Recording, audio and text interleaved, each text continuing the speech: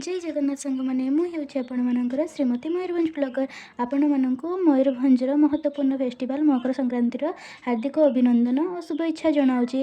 आज दिन मुझे एमती आरंभ कली। प्रथमे मो नित्यकर्म सारी मकर चावल प्रस्तुत कली। तापर मो हजबैंड ठाकुर पाखे भोग लगेले। तापर आम आम घर पाखे थी माँ स्वर्णमंगला पीठ को गलु। से आज मकर संक्रांतिर होम होता तो आम टे बसिक होम देखिलु। और आपण मैंने भी टे देखते आमर ये केमती होम हो स्वाहा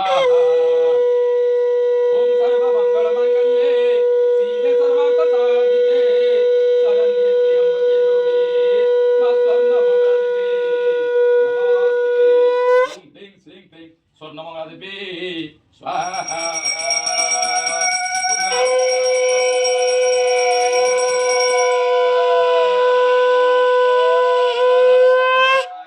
अत्र तिष्ठ पीठस्थित सर्वदेवादिभिः स्वाहा आवाहित अनावाहित सर्वदेवादिभ्यां स्वाहा यज्ञ गुरु अश्विनी कुमाराय स्वाहा अश्विनी कुमाराय स्वाहा अश्विनी कुमाराय स्वाहा। होम सरला आम घर को आसी चकुली और मटर तरकारी खाइलु। आस मो हजबैंड को पचारिबा टिके केमती लागुची केमती हेची तांको फीडबैक तो आपण मैंने जानी ही पारिथिबे। आजिर वीडियो एतिकी।